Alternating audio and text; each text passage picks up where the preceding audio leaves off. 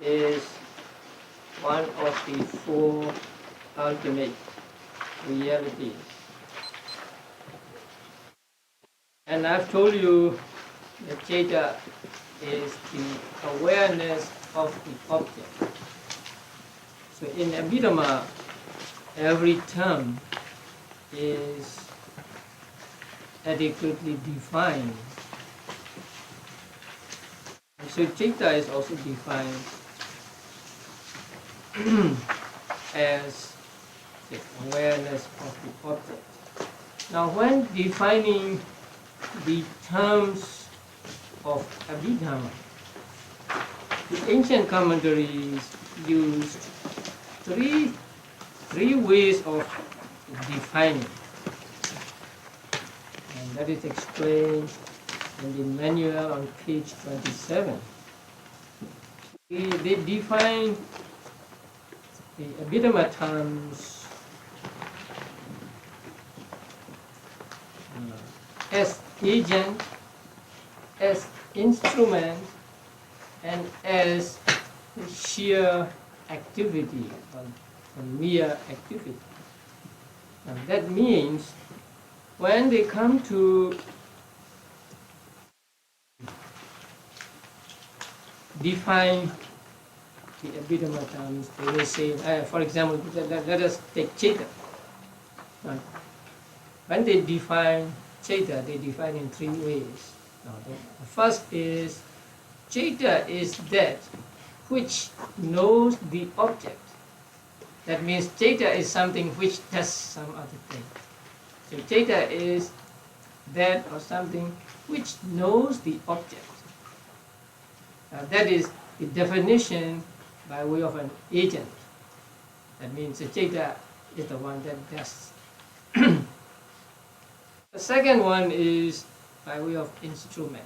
That means Citta is something with the help of which the other concomitants know the object. So Citta is an instrument. Citta is indispensable for these concomitant states to know the object or to be aware of the object. That is by way of instrument. And the third one is by way of just mere activity, just mere happening. That means Citta is the knowing of the object. We use abstract noun when they define in this way. So every term of Abhidhamma is explained or defined in these three ways: as an agent, or as an instrument, or as just mere activity, mere happening. And among these three, the last one, definition as mere activity, is the most adequate definition of these terms. Then why did they use the other two? Now, Buddhists are always concerned with rejection of soul.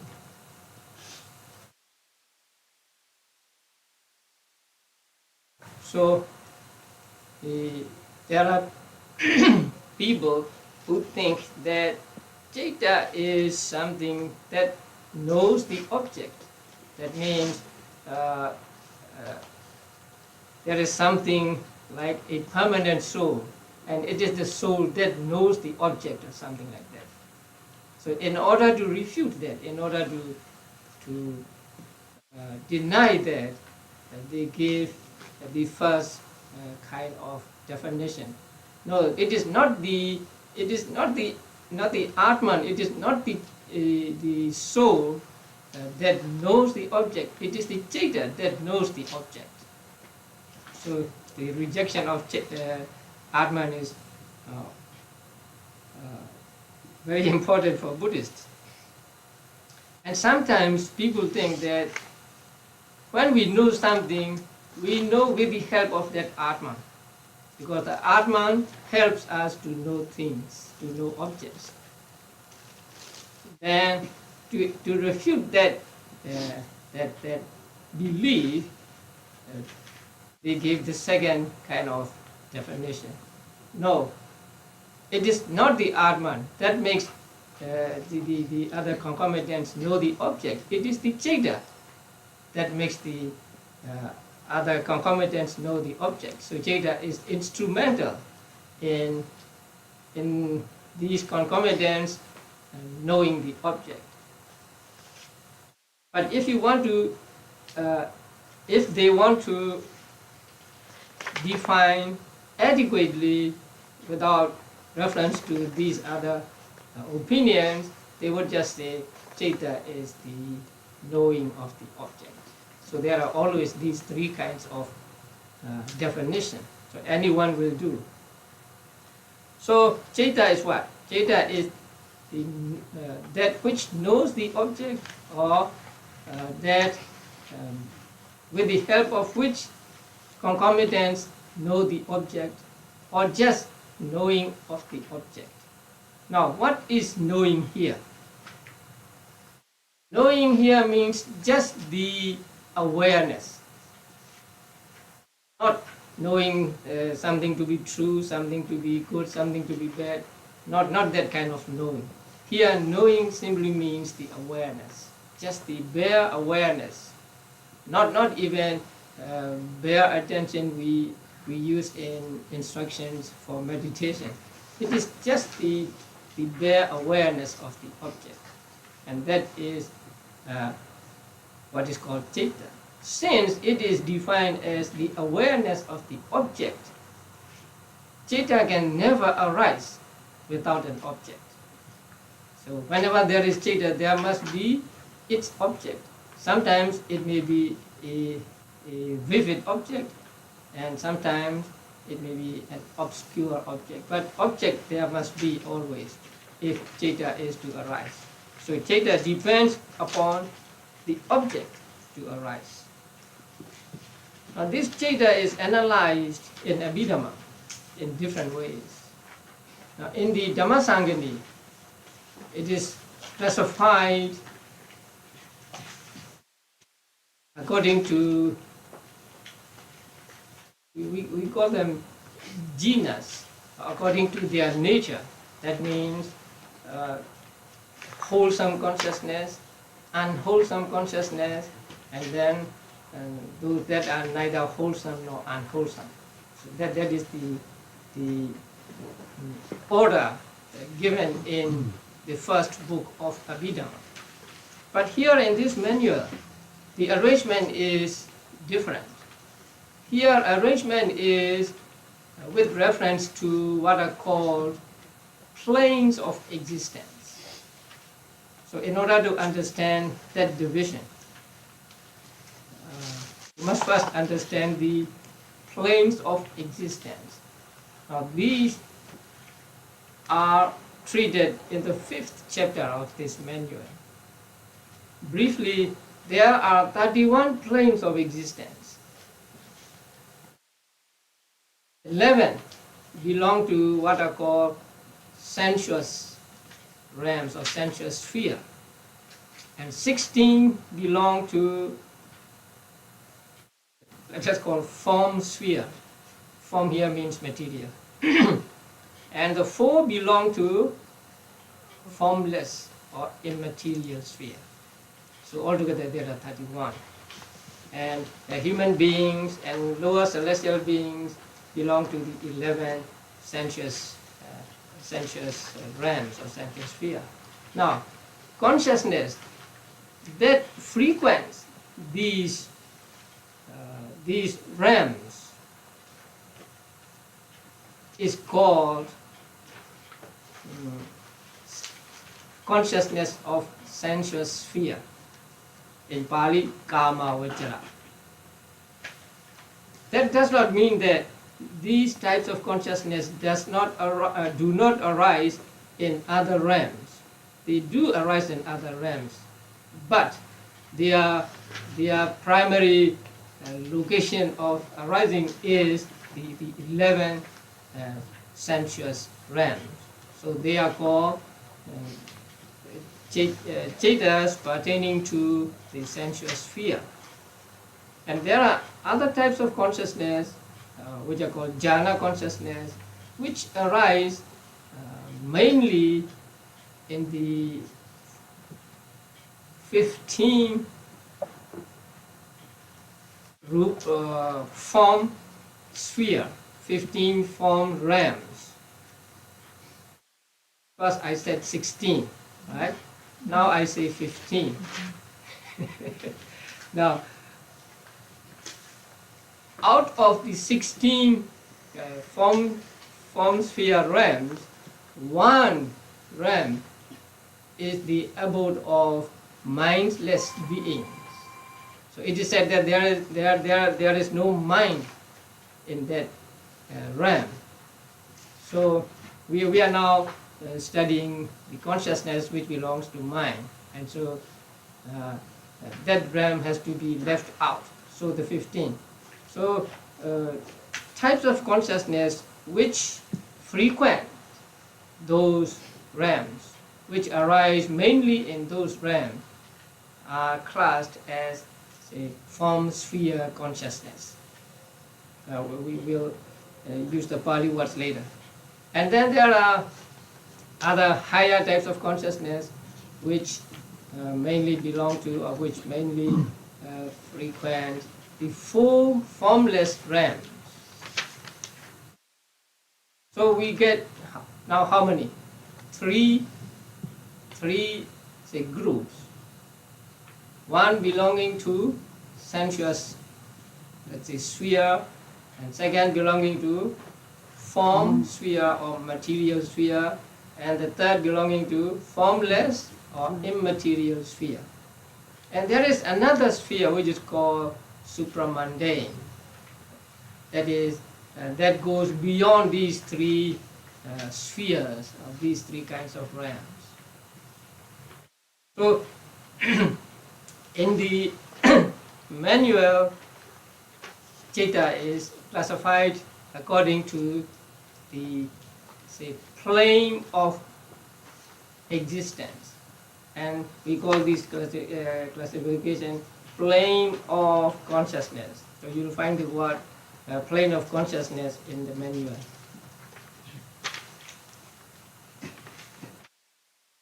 Now, how many types of consciousness are there altogether?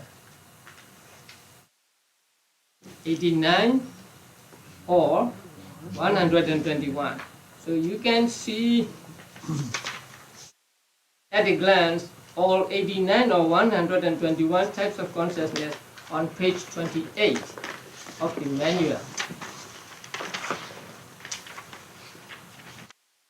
So you see first the mundane chittas, 81. And then you go to the bottom, supramundane chittas, 8 or 40. So this is the first division. The Cheta is actually one with reference to its characteristic of knowing the object, but it is accompanied by different mental factors, and so Chetas become many. So first, the Cheta is divided into mundane and supramundane Chetas. And then mundane Cheta is subdivided into sense sphere Chetas. How many? 54. And then fine material sphere Chetas. So they use fine material. It's okay. And then next, immaterial sphere Chetas, 12. Then sense sphere Chetas are divided again into subdivisions, and they are unwholesome Chetas. How many? 12. Rootless Chetas, 18.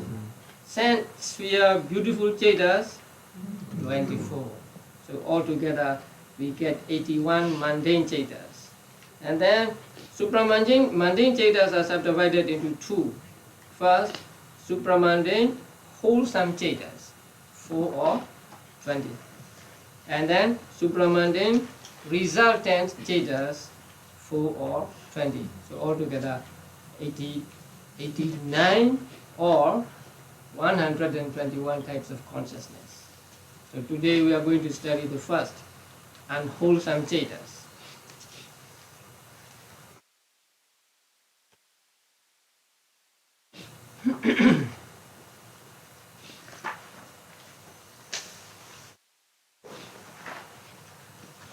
So how many unwholesome cetas are there? 12 unwholesome cetas. Why are they called unwholesome? Sometimes they are called immoral or unskillful, but I prefer to use unwholesome.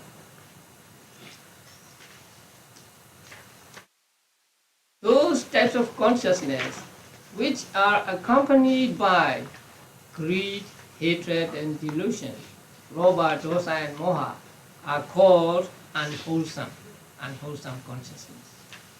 And those that are accompanied by the opposite of these three, non-greed, non-hatred, non-delusion, are called wholesome consciousness. And also they will be called beautiful consciousness also. So those that are accompanied by lobha or dosa or moha, greed, hatred or delusion, are called unwholesome consciousness. Now, lobha, dosa and moha are three roots of unwholesomeness, three roots of evil. And always lobha is mentioned first, and then dosa, and then moha. So in this order, lobha, dosa, moha. And in the commentary to this manual, it is stated that lobha, consciousness accompanied by lobha, is mentioned first because in a given existence, the first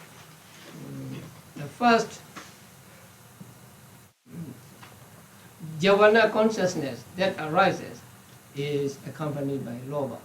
So, in whatever existence we are born, the first there is first the attachment to that existence, to that life, and that is so strong that we are always attached to our lives. So that is why consciousness accompanied by lobha is mentioned first, and then dosa, consciousness accompanied by ill will or hate or anger or whatever you call it. And then the last two are accompanied by delusion or moha.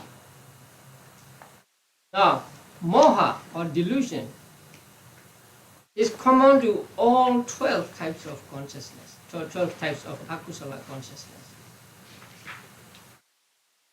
But since it is common to all, the first 8 types of consciousness are not called the lobha moha rooted.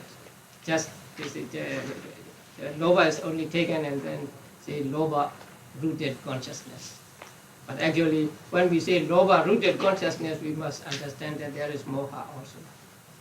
The same with dosa rooted consciousness. So let us see the first one.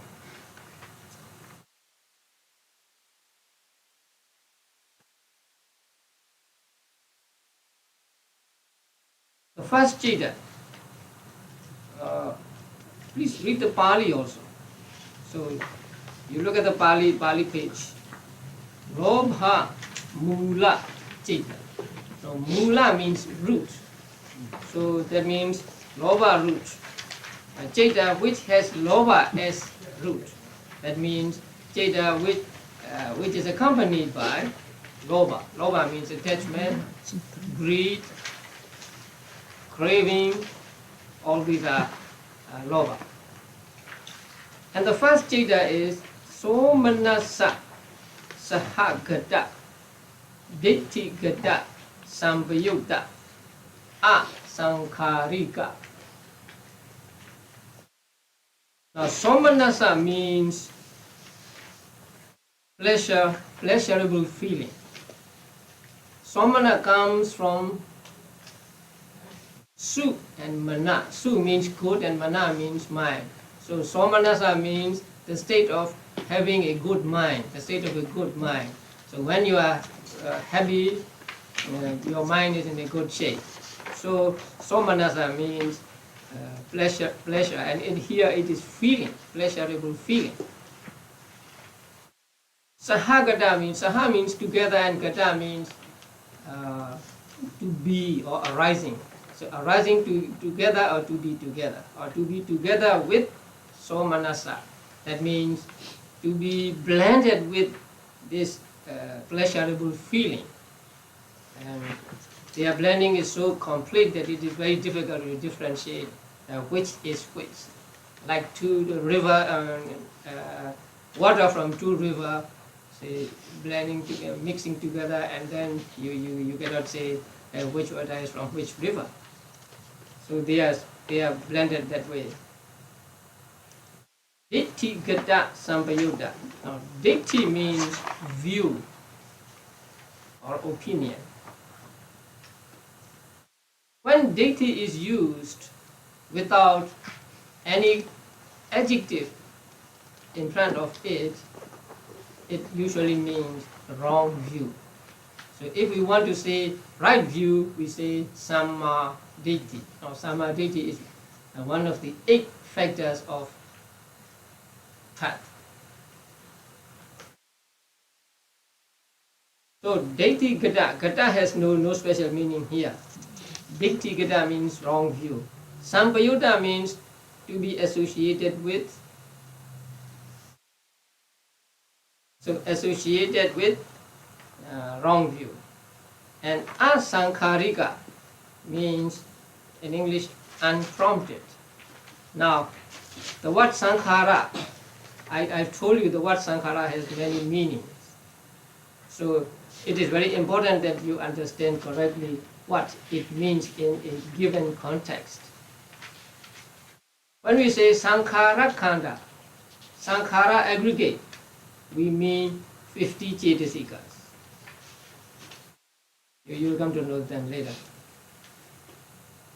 When we say all sankharas are impermanent, we mean all conditioned phenomena, all conditioned mind and matter, not just 50 cetasikas.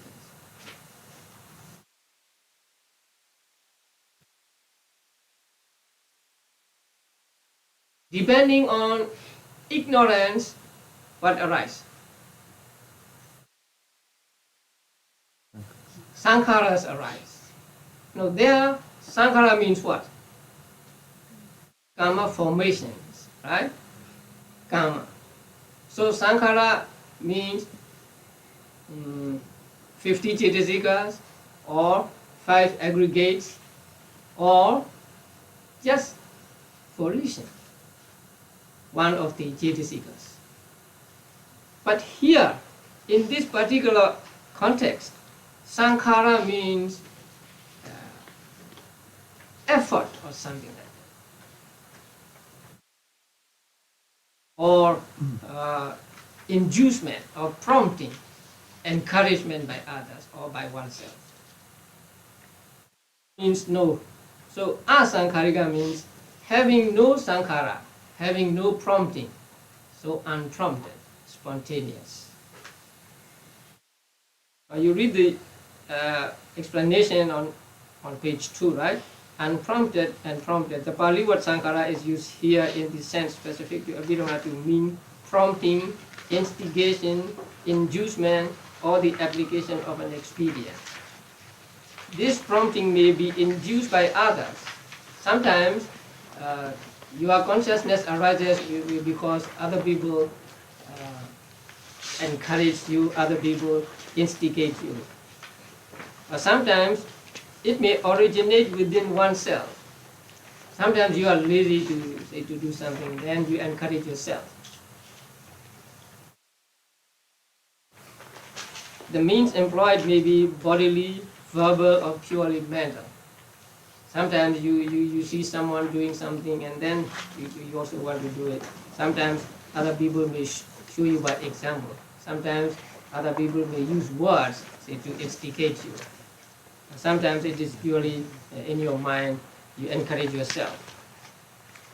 That consciousness which arises spontaneously without prompting or inducement by expedient means is called unprompted asaṅgharika. And that consciousness which arises with prompting or inducement by expedient means is called prompted saṅgharika. Actually it means with prompting. So this kind of consciousness is accompanied by pleasurable feeling, and it is associated with wrong view, and it is unprompted. Now wrong view means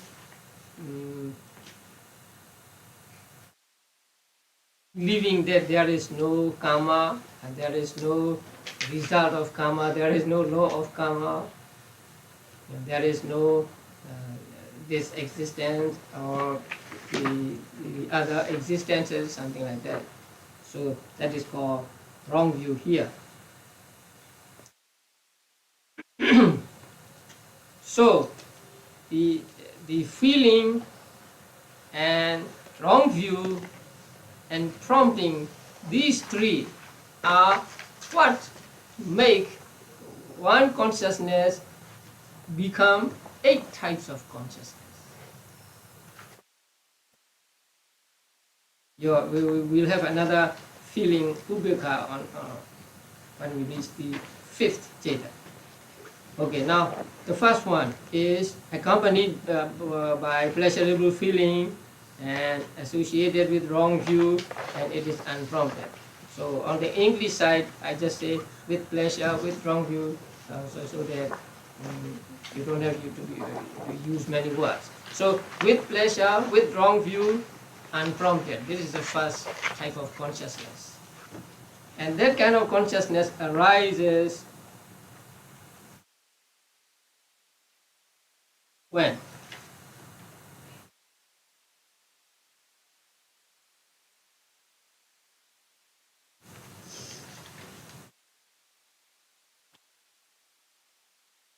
Oh, you may read it on page 39 of the manual. With joy, holding the view that there is no evil in stealing, a boy spontaneously steals an apple from a fruit stall. So at that time, this type of consciousness arises in his mind.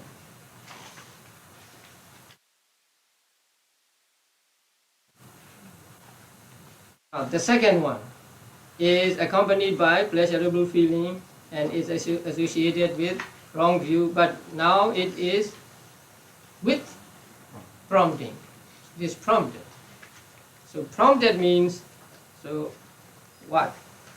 With joy, holding the same view, he steals an apple through the prompting of a friend.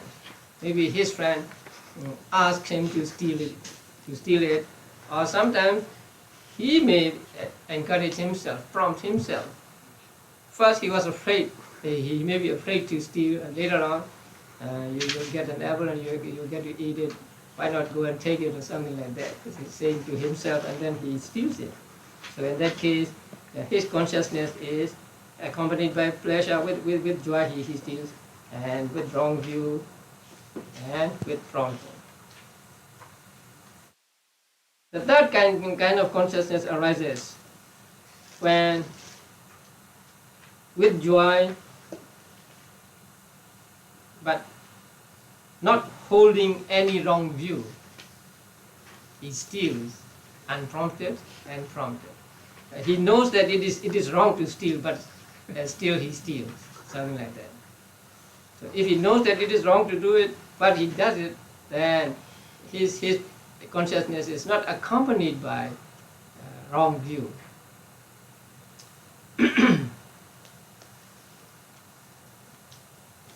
So we get 4 types of consciousness, right? With pleasure, with wrong view, unprompted. With pleasure, with wrong view, prompted. With pleasure, without wrong view, unprompted. With pleasure, without wrong view, prompted. If you understand these 4, you understand the other 4. Just substitute indifferent feeling for pleasurable feeling. So sometimes the boy may steal not with joy, he just steals it. How do you describe here?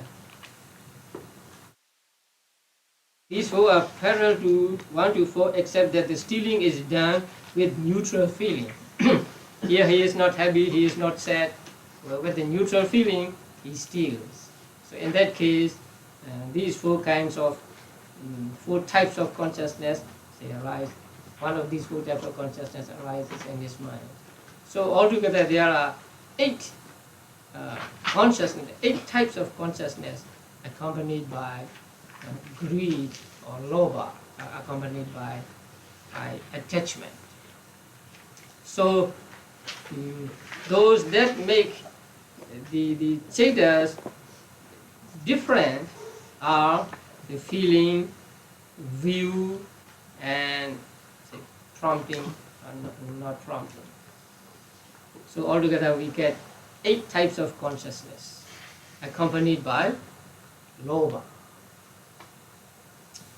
Now, on the sheets, there are circles, and I want you to put colors in the circle.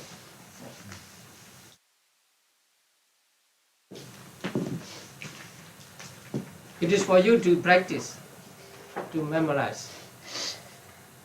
Okay. So,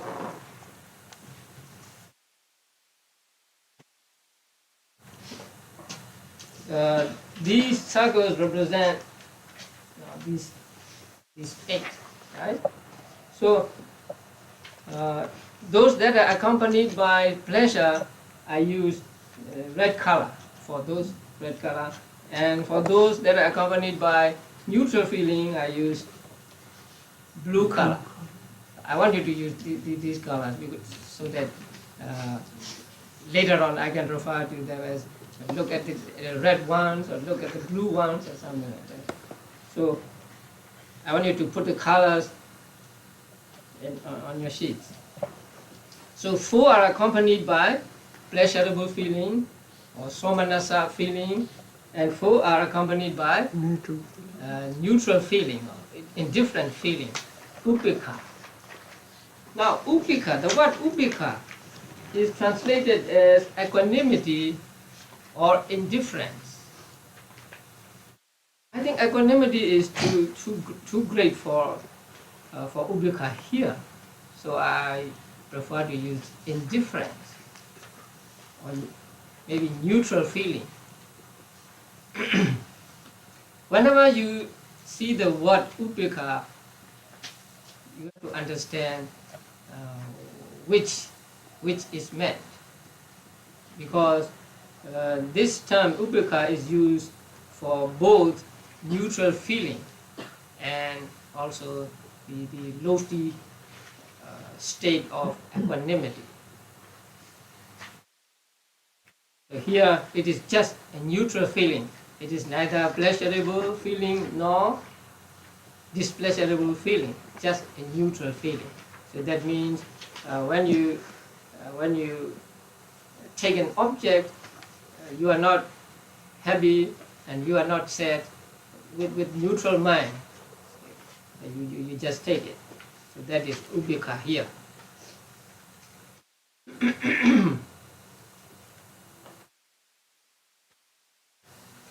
Then we go to dosa mula ceta 2. Consciousness rooted in ill will.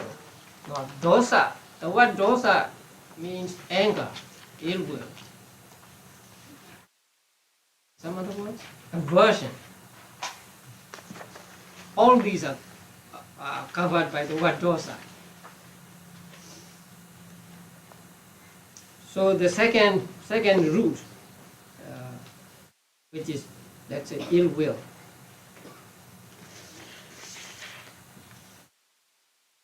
And the type of consciousness accompanied by dosa is called, in Pali, dosa mula citta, consciousness rooted in ill will. Rooted in really means accompanied by roots, not coming out of these roots, not the result of these roots.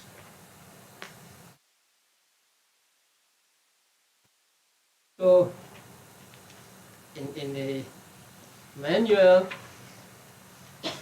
on the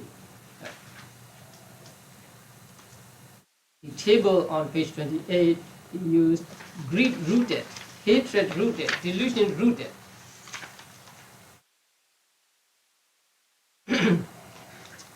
Okay, now the first one is what? Domanasa sahagata, patigha sampayutta asankharika. And the second one is sasankharika. Now domanasa, what is domanasa? Displeasure. Domanasa comes from do and mana. Do means bad and mana means mind. So the state of a bad mind, bad mental state. And that is domanasa.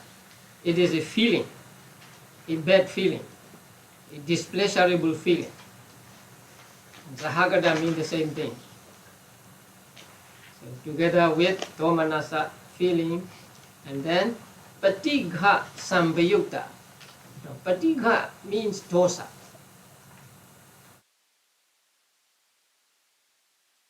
The literal translation of patigha is to strike against. When you are angry, it is like striking someone or striking your mind with anger. So it is called patigha. Patigha sampayutta asankharika. Now, there is difference between domanasa and domanasa on the one hand and dosa and patigha on the other. Dosa and patigha are the same. Patigha is another word for dosa. But domanasa is different. Domanasa is feeling. And dosa or patigha is not feeling. It is a separate mental factor. With reference to 5 aggregates, domanasa belongs to feeling aggregate. And dosa belongs to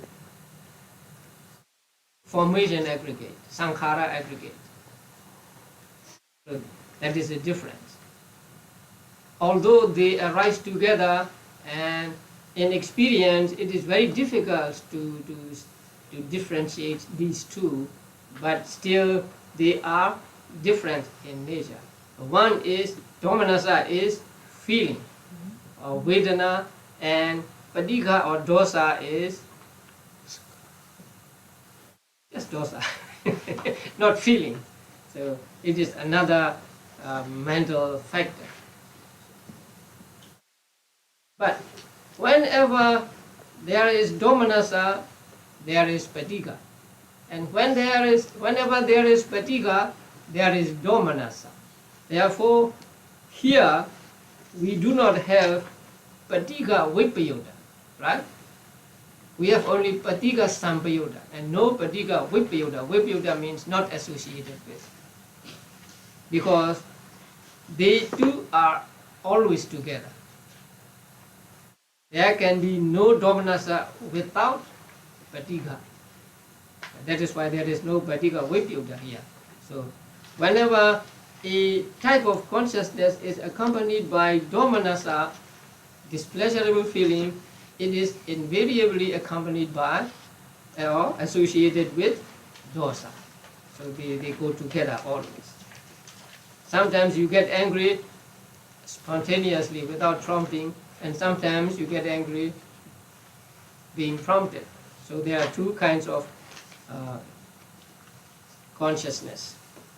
Now, with hatred, one man murders another in a spontaneous fit of rage. So that is the first citta. And the second, with hatred, one man murders another after premeditation, so after encouraging himself, or being encouraged by or instigated by another. So the man murders another man. So in that case, that dosa is sa-saṅgharika.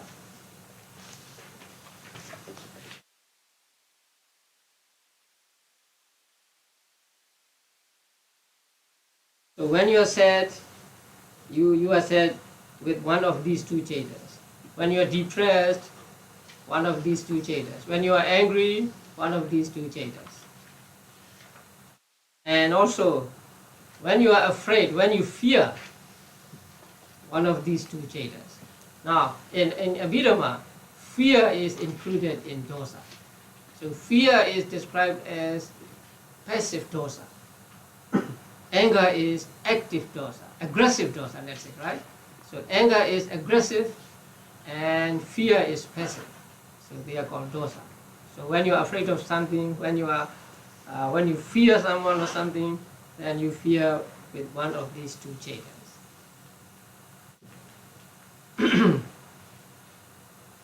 Now let us go to the next two. Moha mula citta. Moha. Moha is translated as delusion. So it deludes the mind. It makes your mind fuzzy or something like that. And moha has the characteristic of covering up or hiding the real nature of things. Because of this moha, we do not see things as they are. We do not see things as impermanent, as suffering and so on, because there is moha.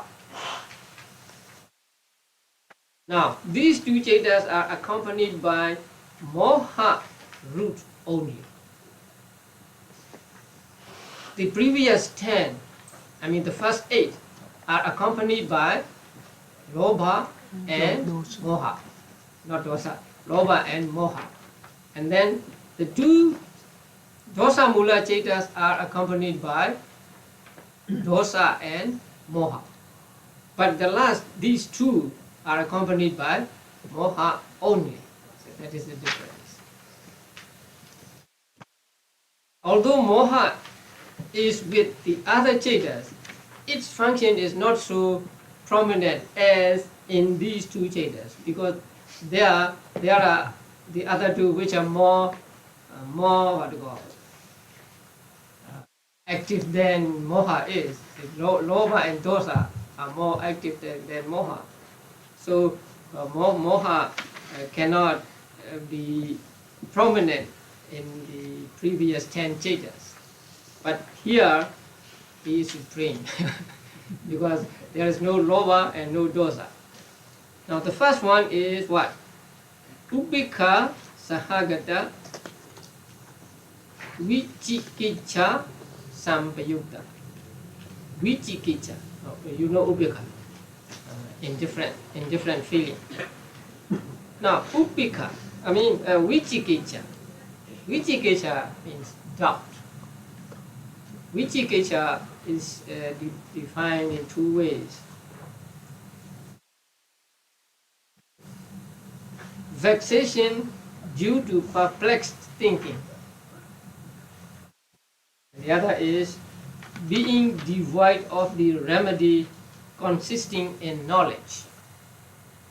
The first one is vexation due to perplexed thinking.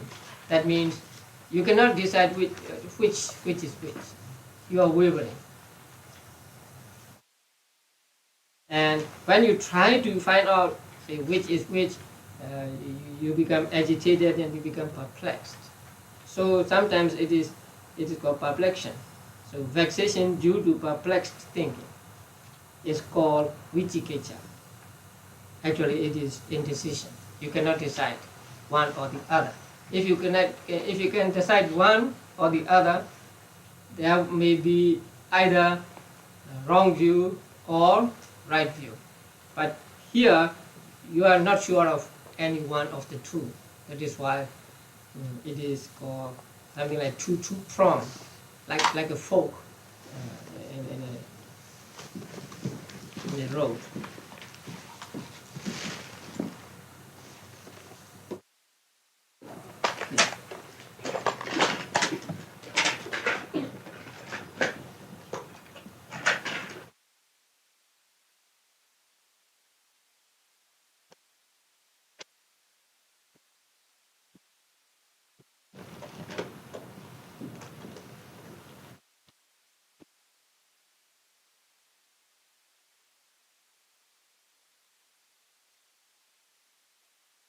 Now the other explanation is that there is no remedy for it, devoid of remedy consisting in knowledge. Now when there is doubt, there can be no understanding, correct understanding, there can be no knowledge. So it is said to be devoid of remedy of knowledge. But if knowledge actually arises, then it will disappear. But so long as there is doubt, knowledge cannot arise. So it is said to be devoid of remedy of knowledge. That is the play upon the words. Now the first meaning is based upon the separation as vici and kecha. Vici means investigating or something, and kecha means perplexion.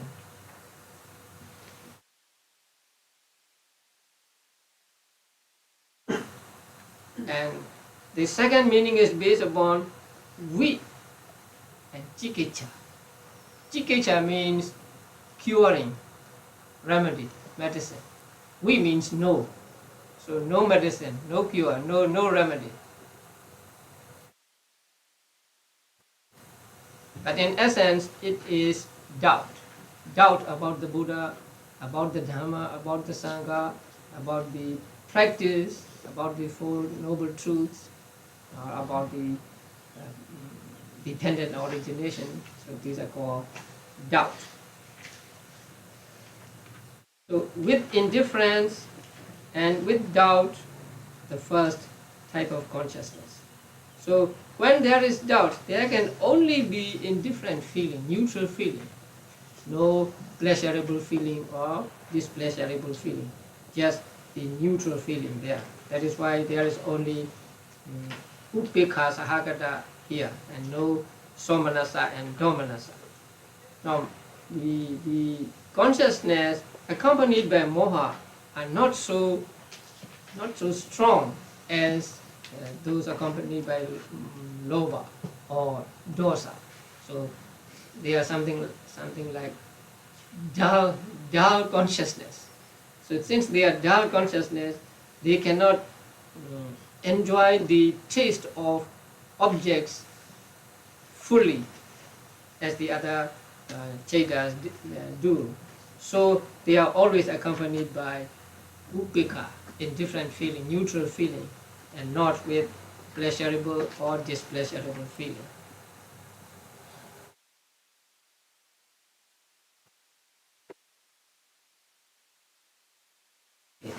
A person due to delusion doubts the enlightenment of the Buddha or the efficacy of the Dhamma as a way to deliverance. So when you doubt like this, there is this vicikecha in your mind. Sometimes even during meditation, you may have these doubts. Is it really right that just by making notes of the breath or movement of the abdomen, I can discover the true nature of things, or it is really beneficial to do this, something like that. So when there is doubt, you cannot go on meditating. So it is one of the mental hindrances which obstructs concentration. Okay, the next one is upekha sahagata, but it is associated with uddhacca, restlessness. Uddhacca is actually a mental factor. Vicikecha is also a mental factor. There are many mental factors here. So you will study mental factors in chapter 2. So Uddhacca means trembling above the object. Its literal meaning is Ut means above, and Dhacca means shaking, trembling. So trembling above the object means you cannot take that object clearly. Your mind is not on that object, and it is not on the other object either. You cannot be on this object firmly. You are wavering, something like that. If you are on the other object, then it is another thing. So it is inability to be fully aware of the object. When you practice meditation, sometimes you don't see the object clearly, right? In, out, or rising, falling. But you don't see it clearly. So it means that there may be Uddhacca. So try to pay more attention so that you can see clearly. So Uddhacca Sampayutta. Now, Uddhacca is with all 12 types of consciousness actually. Not only this last one, but it accompanies all the other 11 types of consciousness as well. But it is only this last Citta is described as Uddhacca Sampayutta, accompanied by Uddhacca. That is because in the other Cittas there are more active mental states, so that it cannot raise its head. But here, no lobha and no dosa, and so in this Citta it becomes supreme, and so that is why it is called this last Citta is described as Uddhacca Sampayutta, associated with Uddhacca.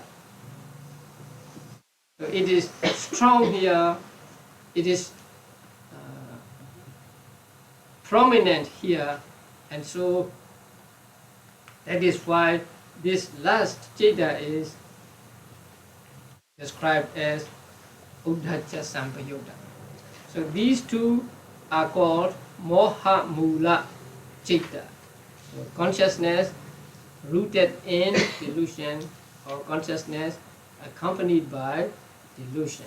So there are three roots of unwholesomeness, and these three roots accompany these 8 types of consciousness in different ways. So the first 8 are accompanied by how many roots? 8. 2 roots. What roots?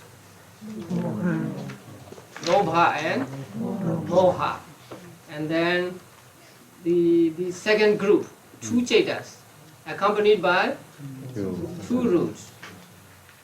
What are they? Dosa and Moha. Now the last 2 accompanied by only 1 root, which is Moha. So 8 accompanied by Lobha and Moha, 2 accompanied by Dosa and Moha, and another 2 accompanied by Moha only. Thus we get altogether 12 types of unwholesome consciousness. Okay, now why are they called unwholesome or akusala?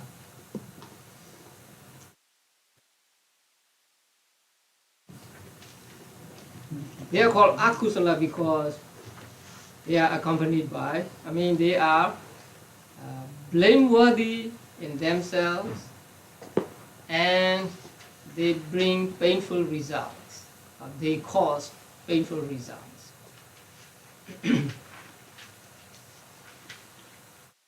So the characteristic of being a wholesome or unwholesome depends on whether they are blameworthy or without blame, and whether they cause painful results or happy results.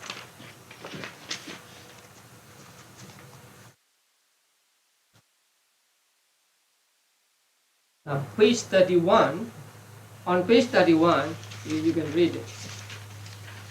With respect to its nature, consciousness divided into 4 classes: unwholesome, wholesome, resultant, and functional. Unwholesome consciousness is consciousness that is accompanied by one or another of the 3 unwholesome roots: greed, hatred, and delusion.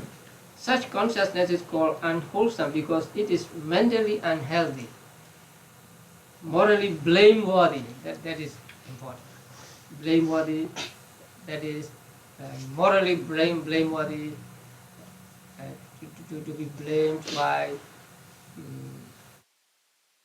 noble people, and productive of painful results. So they bring painful results.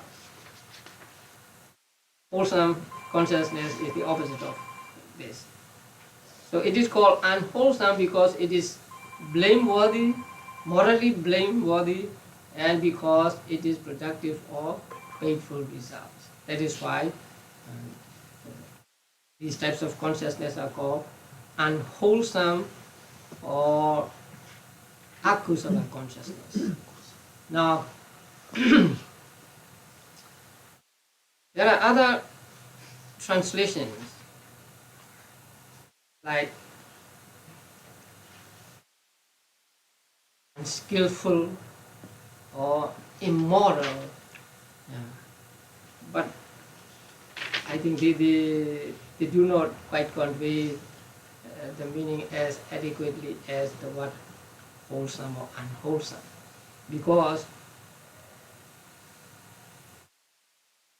say you are enjoying food at home, and if you eat with attachment, that eating is unwholesome. But we cannot call it immoral. You are eating your own food, you are enjoying, and so there is no moral blame in that, right? But still it is unwholesome because it is accompanied, your mind is at that time accompanied by attachment. Sometimes you may be angry because you don't like something in your food, and there is the dosa. So the word immoral for the Pali word akusala is not so good as the word, say, unwholesome. So we will stick to this word unwholesome. So there are 12 types of unwholesome consciousness, and 8 accompanied by, just say, lobha, 2 accompanied by dosa, and 2 accompanied by moha. Okay. You have these sheets I gave you today? Yeah. Now, when we talk about akusala, unwholesome, people are very afraid of unwholesome mental states. But sometimes, at least in 1 or 2 instances, although if mental state is unwholesome, it is not so bad. So not all craving is bad, I said here. And it is from Anguttara Nikaya. So here it is said that this body has come into being by craving, and that based on craving, craving should be abandoned. That means craving for attainment. You want some results from the practice. So that is craving. That is a kind of attachment, right? And that is why I told you at the retreat, do not have any expectations. So expectation is also a kind of greed, kind of attachment. So that is attachment. But because you have that attachment, you have that craving for the result, you practice. And so as a result of practice, you are able to get rid of that craving. So based upon craving, you practice meditation and you get rid of craving. So such craving is described as permissible or pursuable. In Pali, it is the Pali word used is sevitava. That means pursuable. That means it is permissible. It is okay to have such kind of craving or attachment. If you do not have any craving at all for attainment, for results, you will not practice at all. And if you don't practice, you will not get results, or you will not get free from, say, mental defilements. So sometimes some kind of craving, Buddha said, is permissible. It's okay. So the commentary explains, based on the present craving, that is the desire for becoming an arahant, he gives up previous craving that was the root cause of one's involvement in the cycle of rebirth. That means, based on the present craving for becoming an arahant, he gets rid of craving. That is the root of this life, that is the root of existence. Now it may be asked whether such present craving for arahantship is wholesome kusala or unwholesome akusala. Now, when you come to Abhidhamma, you have to follow what is the fact. You cannot use diplomacy. If it is akusala, we must say it is akusala. So that the commentaries, the commentator here says it is unwholesome. Now, craving, the desire to become an arahant is unwholesome. Because it is attachment, so it falls into unwholesome category. But should it be pursued or not? It should be pursued. So that means it is okay to have such craving. Although it is unwholesome, it is okay. Then you may be afraid of, will I get painful results from this craving, unwholesome mental state? Then read on. Does it drag one into rebirth or not? It will give results as rebirth. The answer is, it does not drag one into rebirth. That means it, let's say, lobha can take you to the world of, say, animals. But this lobha will not take you to the world of animal or to the world of human beings. It will not take you to any rebirth at all. So that is why it is pursuable. It is good to have such craving or such desire to practice meditation, desire to do good, desire to become an arahant. Such permissible craving is abandoned when its object is attained. So when you become an arahant, then you get rid of this craving, this desire. So such desire is not bad. So not all craving is bad. Okay, the next one is, which is the greater evil? King Milinda and the Venerable Nagasena.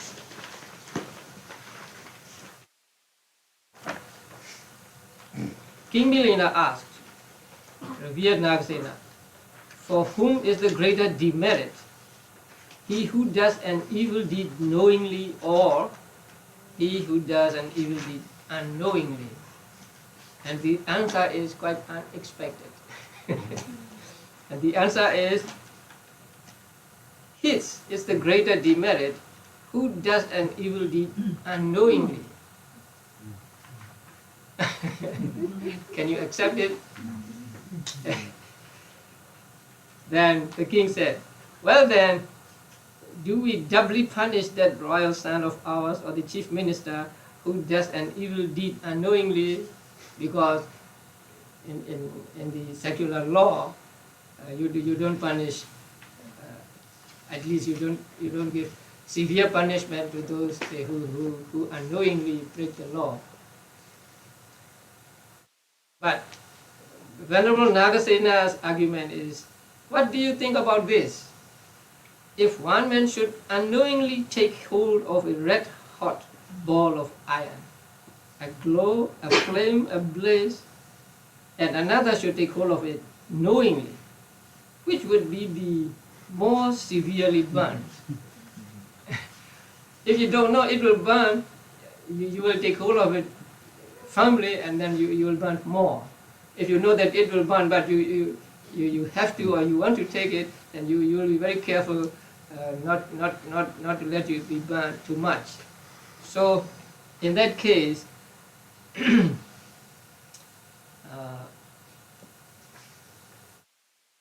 one who does an evil deed unknowingly gets a greater demerit than one who does it knowingly.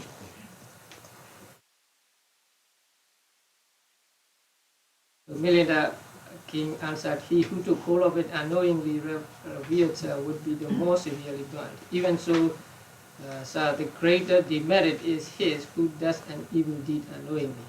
Now, the king said, you are dexterous. But sometimes you break a rule or a law, or you break a precept or unknowingly, that you do not know the precept and you break it. In that case, it may not be too bad. Because here, knowingly breaking is, when you break a rule knowingly, then you have disrespect for the person, or disrespect for the law, or disrespect for the person who laid down these rules. Now suppose I break a rule of monks. A rule of monks are laid down by the Buddha. So if I break a rule of the monk, I not only break the rule, but I also have disrespect for the Buddha. So in that case, knowingly breaking the rule should be more demerit, more akusala than unknowingly breaking the rule.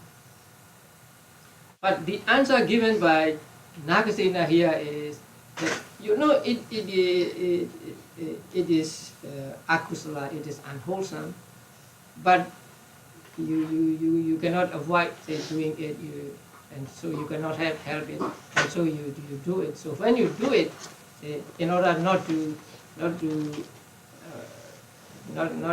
get greater demerit, you do it with care, and so there is less demerit for you. But breaking a rule knowingly and unknowingly, I think it is different. So if a monk breaks a rule, a Vinaya rule, then breaks a rule knowingly, I think his demerit may be greater, because not only breaking the rule itself, but also he shows respect, disrespect to the Buddha.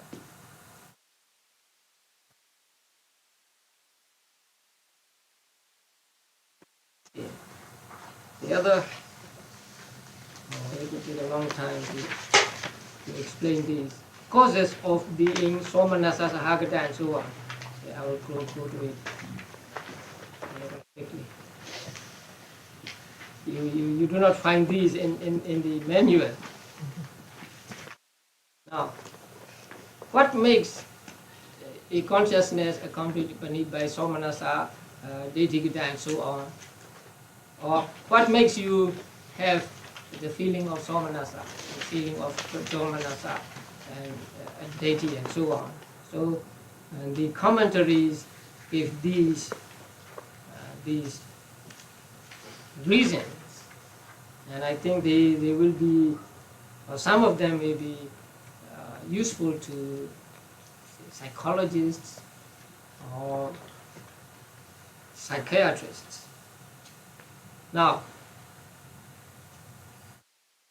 what induces, say, somanasa feeling, a desirable object? So when you see a pleasant object, a desirable object, you are happy. So a desirable object is a reason, a condition for the pleasurable feeling to arise. And then having somanasa relinking.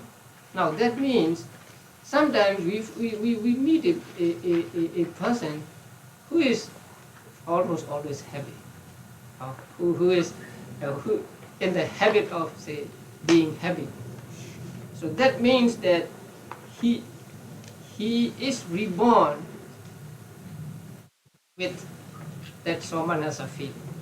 His relinking consciousness or rebirth consciousness must be accompanied by somanasa feeling. So those who have somanasa relinking, that means who take rebirth with somanasa feeling, tend to have somanasa feelings mostly in their lives. And then number 3 is shallow nature. So if you are a jolly person, according to this, you are of a shallow nature. Because those who have deep nature, they don't laugh so much.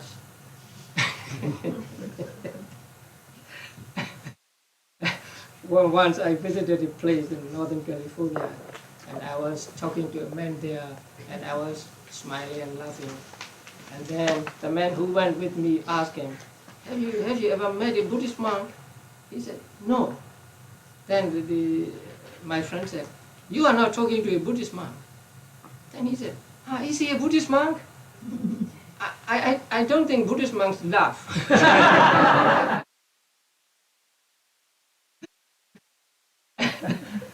Okay.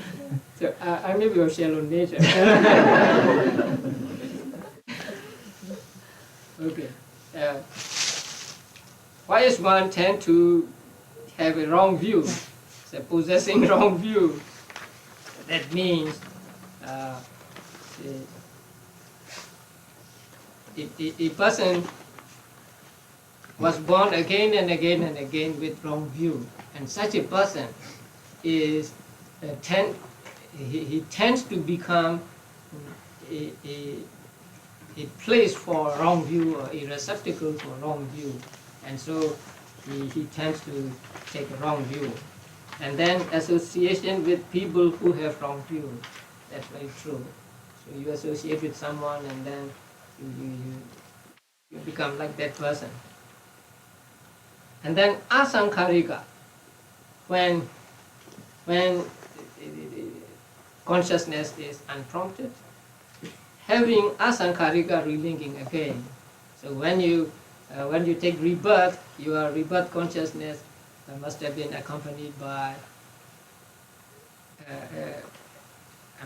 your consciousness must have been unprompted. The relinking consciousness is a resultant consciousness. So as a resultant consciousness, you will see later on when we come to the beautiful sense-sphere consciousness. So there are prompted and unprompted. So if your rebirth consciousness is unprompted, then you tend to have unprompted consciousness during the life. And then good health. When you are in good health, you don't have to be instigated by other person. You don't have to be encouraged by other person to do something, because you are healthy and you just do it. And then no bothering about heat or cold. You don't care whether it is hot or cold. So such a person do things spontaneously. Now, if you are sensitive to cold and then the weather is cold, then you have to be encouraged, you have to be prompted by other person or by yourself to do something. And if you don't take care of this, cold, then you do things spontaneously, and so there is unprompted consciousness. And then belief in and anticipation of fruits of diligence. So if you believe that you will get something, if you do something, then you will do it without being instigated by others. And then adeptness in one's work. When you are familiar with your work, when you are familiar with doing something, then you will do it spontaneously. So there is no prompting. And then suitable climate and food. If you have a good climate, that's true.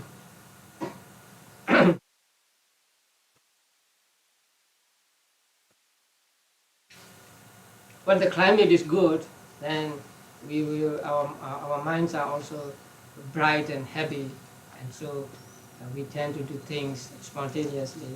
And then if we have good food, also we have good feeling, and so we do things without being prompted.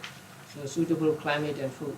There may be other reasons also, but these are those given in the ancient books. And then what about being sasankharika? That is the opposite of the above. And then upekha sahagata, neutral feeling. That means, the first one is neutral objects. Objects though that are not desirable or undesirable. The neutral objects. So when you meet the neutral objects, then you have a neutral feeling. And then having upekha, relinking.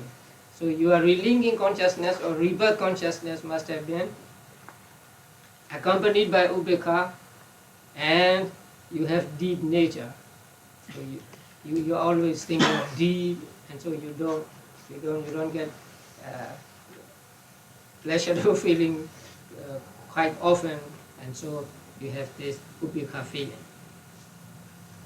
And then domanassa sahagata and patika samyutta, the reasons are for both.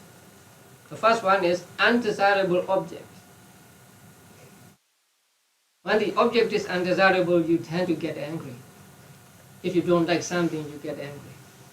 So the undesirable object is one reason for being accompanied by displeasurable feeling. And then having any one of the 9 grounds of ill will, 9 grounds of grudge, 9 grounds of dosa. So there are 9 reasons for dosa to arise. And they are the thought that he has done harm to me. So thinking that way, you get angry with that person. Or he is doing harm to me. Or he is going to do harm to me. So that way you get angry with that person. And then he has done harm to someone dear to me. He is doing harm to someone dear to me. He has done harm to someone dear to me. So in that way also, thinking that way, you get angry. That is with regard to the person who is dear to you. And then the last 3 is with regard to person whom you dislike. Sometimes we don't want something good happen to those whom we hate. So here, he has conferred a benefit to someone I dislike, I hate. He is conferring, or he will confer a benefit to someone I dislike an object. So in thinking that way also, we get dosa or domanassa. So these are called 9 grounds of ill will or 9 grounds of grudge. They are mentioned in the Anguttara Nikaya and also in Abhidhamma. And there is one more. I don't find it in the commentaries, but there is one more, and that is called groundless anger. Anger without reason.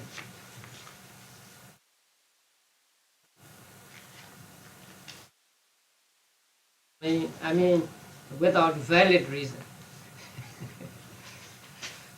when the weather is too hot, you are angry with weather. When it is too cold, you are angry, something like that. Sometimes you hit against something, and then you are angry with that thing, and then you kick it again. So these are called groundless anger. So you are not even angry with these, but still people get angry. So all these are reasons for being somanasa, for accompanied by pleasurable feeling, or for the pleasurable feeling to arise, for the wrong view to arise, and so on. So when we know the reason for these, we can do something so that we can change ourselves.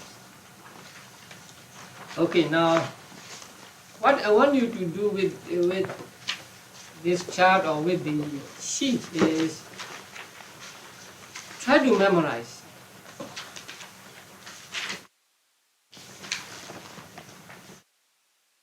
These the 12.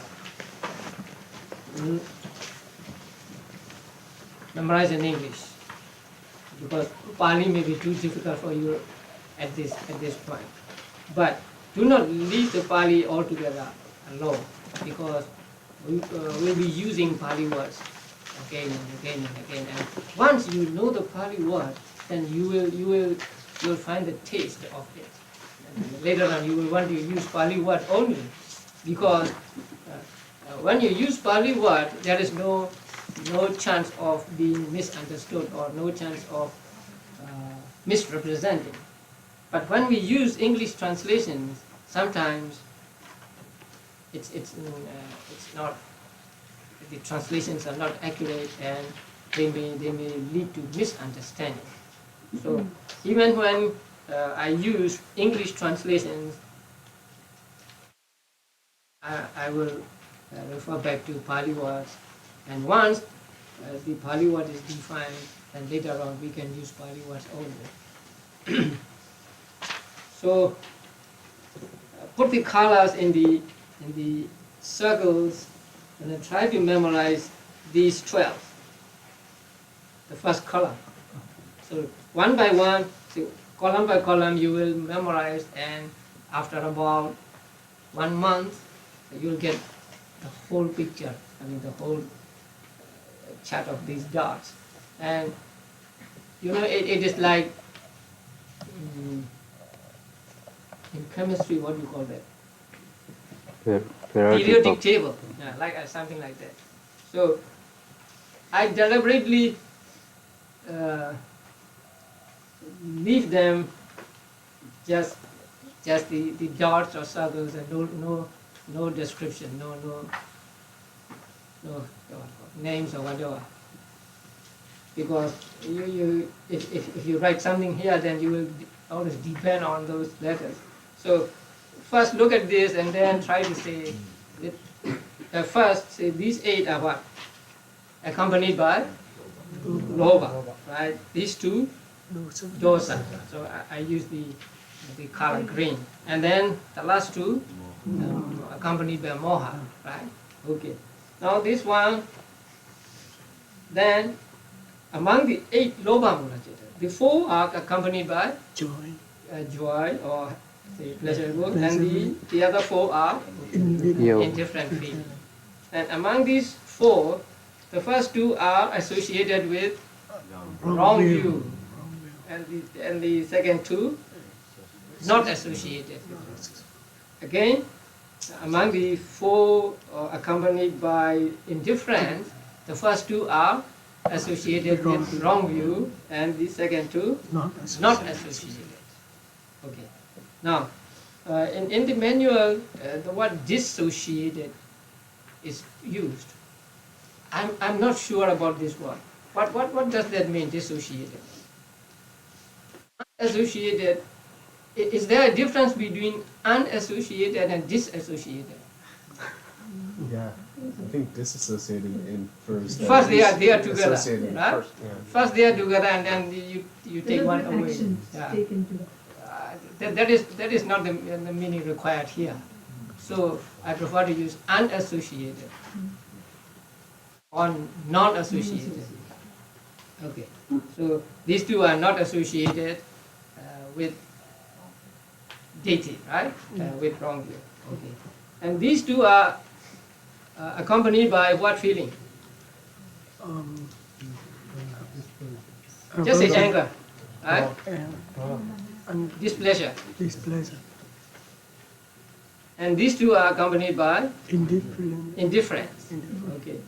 Now let us come to this.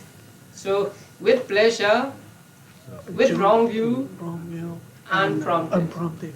Then with pleasure, with wrong view, prompted. With pleasure, without wrong view, unprompted. With pleasure, without wrong view, prompted. With indifference, with wrong view, unprompted. With indifference, with wrong view, prompted. With indifference, without wrong view, prompted. With indifference, without wrong view, prompted. Okay, very good. And then this one, dosa, right? Displeasure. With displeasure, with ill will, same thing. Yeah? Unprompted. With displeasure, with ill will, prompted. Yeah. And then these two, the first one, with indifference, with doubt. Indifference, doubt. There is no prompted or unprompted, no difference of prompted or unprompted. So they are out of prompted and unprompted. And then the last one is with indifference, with restlessness. Right. So you practice this way at home. And you can say, cover the description here and just look at these circles and say, with pleasure, with wrong view, unprompted. And if you don't remember, you can remove the cover and then look at it and then cover it again. So this way, you can say, memorize on these 12. So before next week. Okay. Sadhu, sadhu, sadhu. If you can make a small cut with color, it will be very good. How do we do it? One thing is you can take the photo, right? And then make copies. I think it is good to keep it this card with you always. And then when you're waiting in a line or in a car traffic jam or whatever, you can take it out and touch it.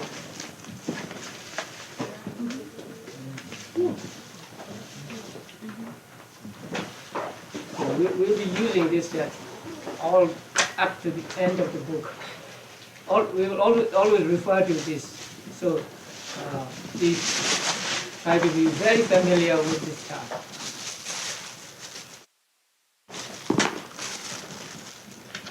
If you don't have the blank chart, Oh. Yeah.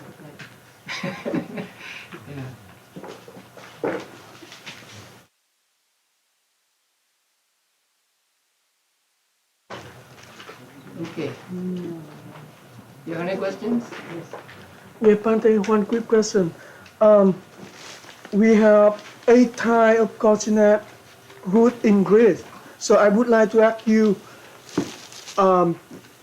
which chitta have more productive painful result in the A root in create? Yeah, A of them, yeah. Which one have more productive painful result than that? It is said that unprompted are stronger than prompted. So unprompted consciousness gives worse results, more painful results. How about with so Those how are about the with same. yeah, no, how about so now they have the page 39, so they give cheetah number 1, number 2 and 3, 4, 5A with the boy still. So I would like to ask about cheetah number 5, 2A. The stealing is done with neutral feeling and with the joy. So it with more with neutral feeling. Yeah, And compare with the it is explained that in the chetas belonging to sensuous sphere. Now we are studying chetas belonging to sensuous sphere. So in the case of sensuous chetas belonging to sensuous sphere, somanasa is stronger than upekkha. So whatever you do with somanasa will give better results than with upekkha. But when you come to jhana chetas and supramantin cheta, then those accompanied by upekkha are stronger. There you need a lot of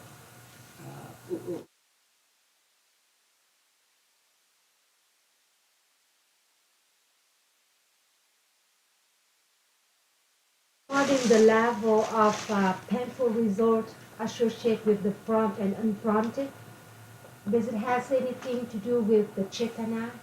Because when we do it unprompted, that means somehow we must have the chetana in ourselves to do it. yes, chetana is all present with all these chetas, or actually all the chetas. But I think being prompted and being unprompted makes chetana give more better results or more painful results. So it is chetana that gives results, but it is the prompting or unprompting that makes chetana give better results or worse results. So in case of unprompted, is there a mental state along with the chetana or just by chetana? Being prompted or unprompted is not said to be any mental state. It is just one's, what do you call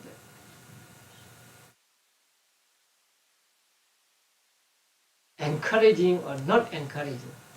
I mean, instigating or not instigating. Instigated or not instigated. Which is better, sir? Those are unprompted. Unprompted is said to be better than prompted. Said to give more results than prompted. Because when you are prompted, when you are encouraged to do, there is some kind of no initiative, right?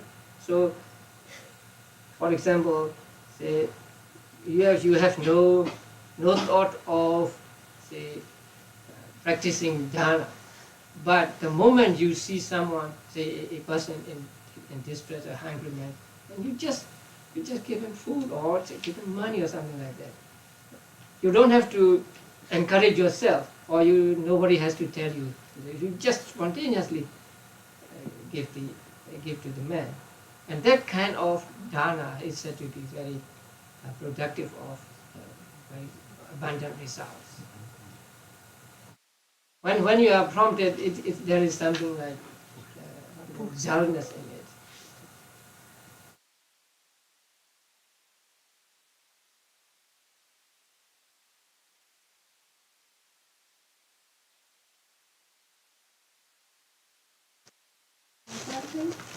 Why is it that there doesn't seem to be any wrong view connected with anger? Sometimes people, say, "Oh, I'm righteously angry," and then sometimes we're angry and we know it's wrong.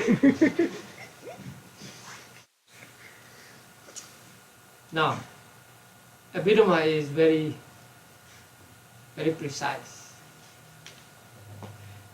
and consciousness of mind arises and disappears very quickly.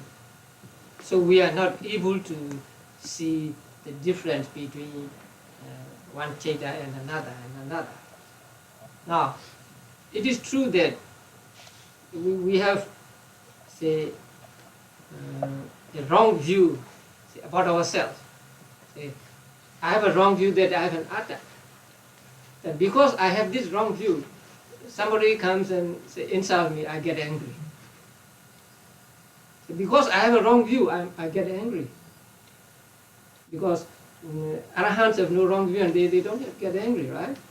So my anger is maybe based on or motivated by my wrong view. But when I get angry, my mind is not accompanied by wrong view at that moment, but is accompanied by anger. So anger and wrong view do not arise at the same moment. Although they arise at different moments, in actual practice it is almost the same moment, because the life of one thought moment is, as you know, a billionth of a second or something like that.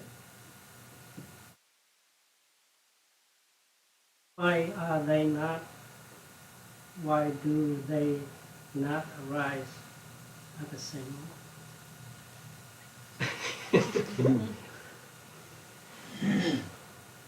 There are moments, and at one moment one consciousness arises, one type of consciousness arises, and it takes one object.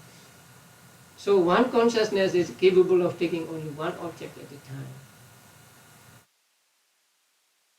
What I mean is the anger is a mental state, and the vachaviti is another mental state. They can arise simultaneously. And why they not? Why do they not arise at the same time? Anger and Wrong view. wrong view. I think wrong view is mostly connected with or associated with attachment. There is attachment, and so there is wrong view. Wrong view and attachment are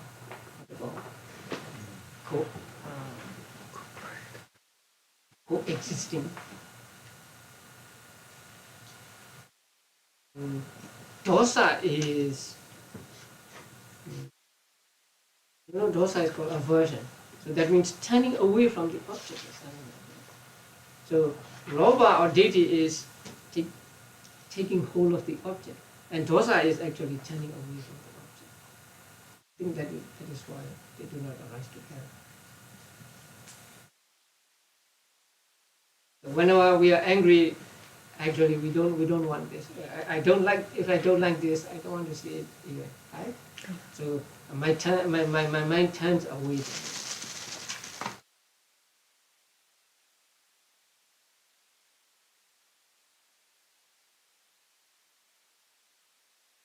Then are the first 8 more complicated or more complex, and do they take longer? Do they have a longer existence than the next 2 and then next 2? Because they have more components? Which one? In other words, the first 8 have more components, pleasure, wrong view, and unprompted. And the second, in the 9 and 10 only have 3 components, and then 11 and 12 right. only have 2 components. That is because, as I said, whenever there is domanassa, there is dosa, patika.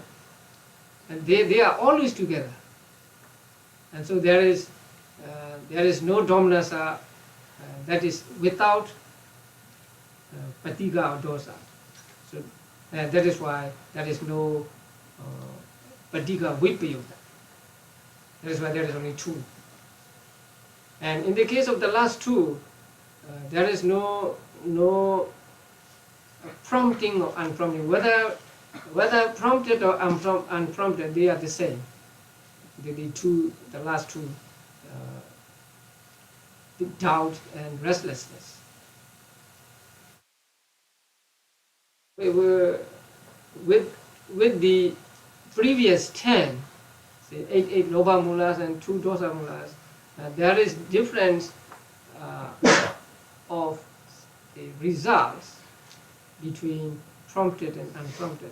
The results of prompted and the result of unprompted are different, and so they have kind of different strengths or something like that. But in the case of the last 2, there is no such difference. So that is why they are left out of being prompted or unprompted. Now, in the manual, you'll find that some authors take the last 2 to be unprompted. But the order of the original manual itself did not say anything about prompted or unprompted with regard to the last 2.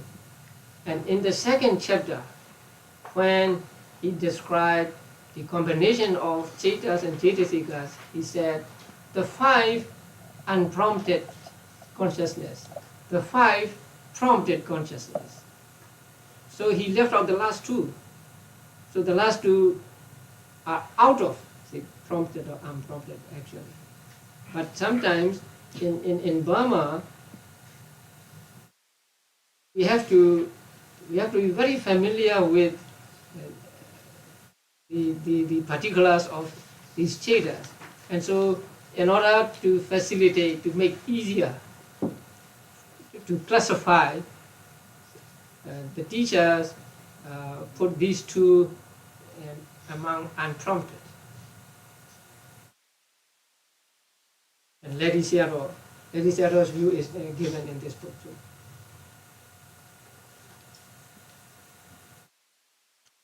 Bante, when I tell lie to someone and I say the untrue, so what the unwholesome citta here? When I say lie, is that This should be could be one of these loba mula cetas.